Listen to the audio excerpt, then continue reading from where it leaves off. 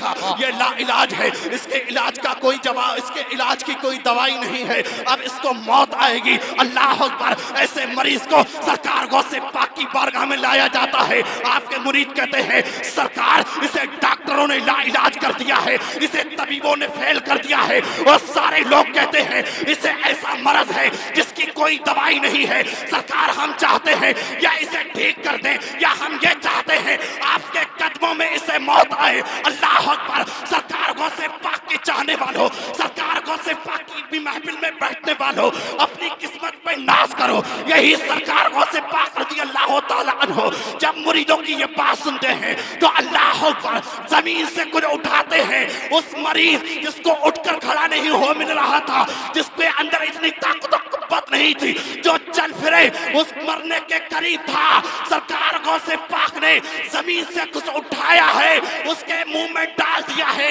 मुंह में डालना होता है, वो मरीज उठकर खड़ा हो जाता है। गुलाम कहते हैं सरकार ये तो मरने वाला था, डॉक्टरों के पास इसका कोई इलाज नहीं था, तबीबों ने लाइलाज कह दिया था। सरकार इसके मुंह में क्या डाल दिया है? तो सरकार गौसे पाक फरमाते हैं इसके मुंह में मैंने कुछ नहीं डाला, बल्कि अपने मदरसे के बच्चों के कदमों के नीचे की घास को तोड़कर इसके मुंह में डाल दिया है। अल्लाह ने उसके सदके इसको शिफा,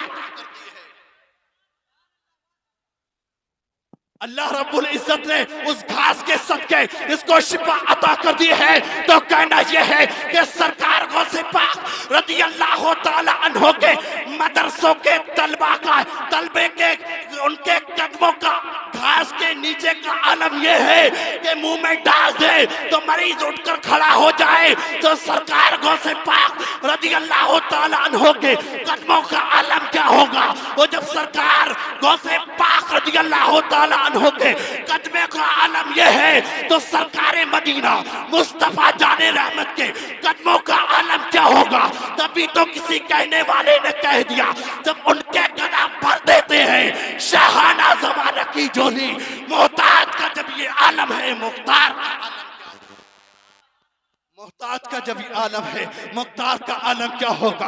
अल्लाह अकबर। सरकार गौसे पाक के बैकग्राउंड पर थोड़ी रोशनी डाली जाए। एक नौजवान अल्लाह अकबर दरिया के किनारे से गुजर रहा है, दरिया के किनारे से चलते चलते भूख का आलम है, कई दिनों से खाना नहीं खाया है। अल्लाह अकबर। दरिया से चलते हैं, ऐ मुसलमानों तवज्जो करीब रखना, एक बहता हुआ सेब आता है, उस सेब को उठाकर खा लेते हैं, लेकिन तकवे का आलम यह होता है जैसे ही सेब का खाना होता है तकबा झंझोल कर कहता है, तकबा जोश मारता है, एक नौजवान तूने ये सेब कैसे खा लिया? ना जाने इसका मालिक कौन होगा, इसके बाग से आता होगा, मैदान महशर में इसके मालिक ने इस सेब का बदला मांग लिया तो क्या जवाब दोगे? अल्लाह अकबर। इसी जुस्तजू में आपने दिल में नियत करी इस बाग के मालिक को तलाश करके उससे माफी मांगूंगा। वो नौजवान दरिया के किनारे किनारे चले हैं, उस बाग की जुस्तजू में, उस बाग के मालिक की जुस्तजू में। अल्लाह अकबर। जब दरिया के किनारे चलते जाते चलते चलते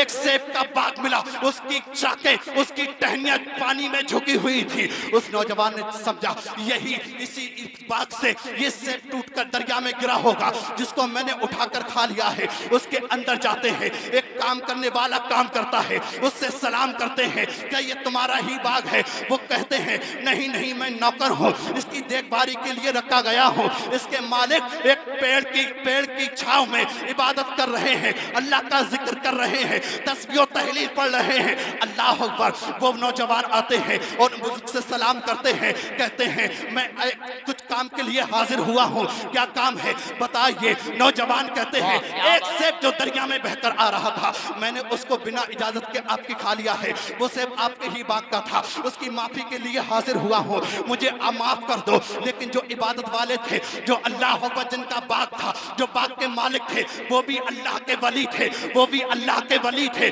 उन्होंने पहचान लिया कि नौजवान कोई और नहीं है, ये भी एक वली है। कौन सेब की माफी के लिए आता है? अल्लाह अकबर। हम तो बंदों का, हम तो लोगों का हक मारते रहते हैं, लोगों को सताते रहते हैं, लोगों को परेशान करते रहते हैं, लेकिन हमारे तकवे ने अल्लाह पर कभी हमको नहीं झंझोरा।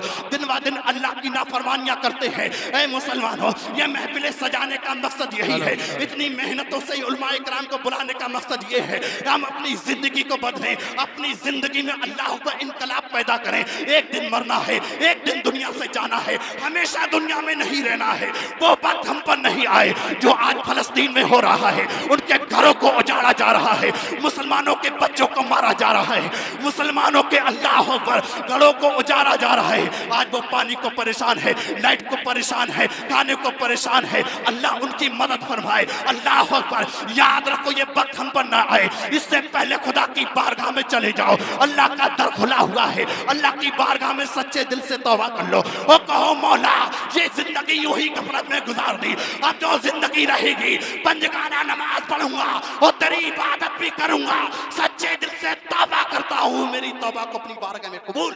वाह क्या बात है, जिंदाबाद। अल्लाह बड़ा करीम है। अलगरज वो नौजवान कहते हैं मुझे माफी का परवाना दे दीजिए। नौजवान कहते हैं हाँ हाँ मैं तुम्हें परवाना तो दे सकता हूँ, माफी तो दे सकता हूँ, लेकिन मेरी एक शर्त है। उस शर्त के तहत जब वो शर्त हो जाएगी तुमको मैं माफी दे दूंगा। शर्त क्या है? अल्लाह अल्लाह। ऐ मुसलमानों तवज्जो करीब देख रखना, उस नौजवान का तकवा देखो, उनकी तहरत देखो। कहते हैं हाँ हाँ तुम्हें माफी तो मिल जाएगी। कैसे मिलेगी? तुम्हें 10 साल तक मेरे इस बात की रखवाली करना पड़ेगी। अल्लाह अकबर। 10 साल तक आप रखवाली करते रहे और जब 10 साल पूरे हो गए उन बुजुर्ग की बारगाह में हाजिर होते हैं, कहते हैं 10 साल तक मैंने आपका बाग रखा लिया, अब मुझे माफी का परवाना इनायत कर दें। वो कहते नहीं नहीं, एक शर्त और है कि मेरी बेटी से तुमको निकाह करना पड़ेगा। बोले सुभान अल्लाह। माँ और बहनों के लिए अल्लाह अकबर ये तकरीर है कि दिलों से सुने और दिलों की तकलीफें लिख कर ये ले जाए कि सरकार गौसे पाक रज़ी अल्लाह ताला अन्हु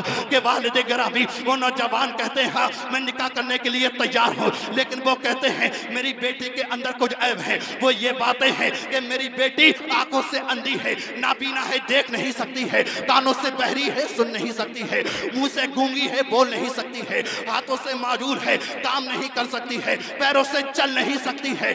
ऐसी लड़की से तुम्हें निकाह करना है। अल्लाह अकबर। कौन ऐसा शख्स होगा कि आज हम रिश्ता देखने जाएं, किसी का अगर रिश्ता देखते हैं कि अल्लाह अकबर खूबसूरती देखते हैं और खूबसूरती हुस्न और जमाल देखा करते हैं, दौलत देखते हैं, प्रॉपर्टी देखते हैं, लेकिन अल्लाह अकबर इनको नहीं देखना चाहिए।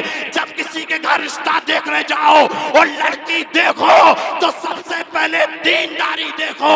अल्लाह अकबर। और ये पूछो ये पंजगाना नमाज पढ़ती है नहीं पढ़ती है, इसको अत्तहियात याद है नहीं याद है, वुजू के फराइज याद है याद नहीं है, गुस्ल के फराइज याद है या नहीं है। अल्लाह अकबर। अगर ऐसी औरत को तुम अपनी बीवी बनाओगे तो दुनिया में भी कामयाब रहोगे, आखिरत में भी कामयाब।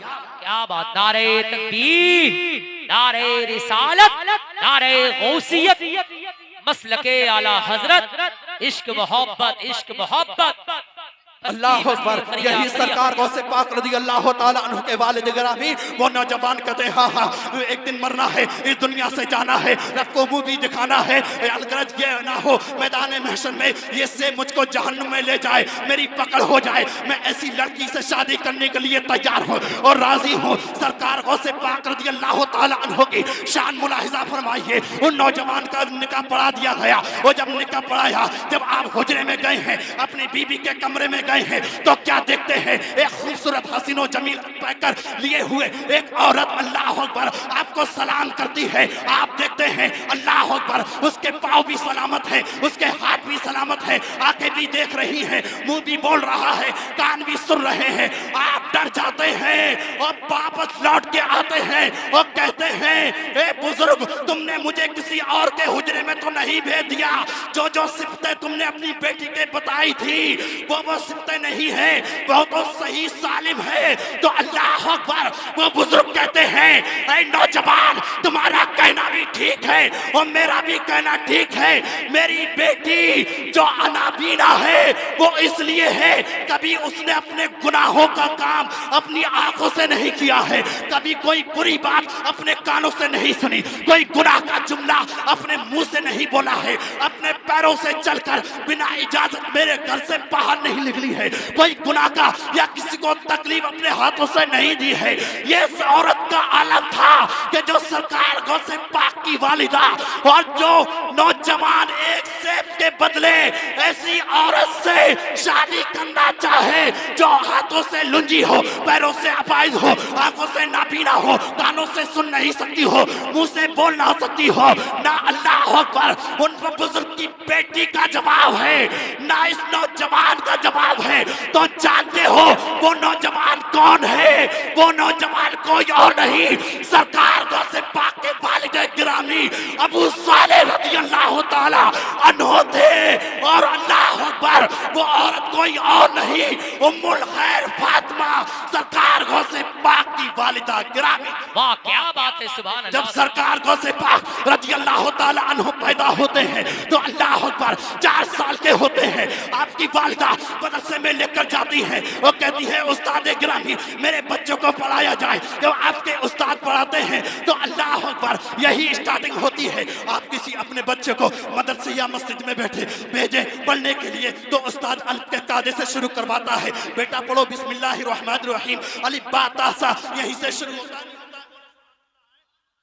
जब किसी बच्चे को एडमिशन कराने भेजेंगे मदरसे या मस्जिद में कहां से पढ़ाएंगे?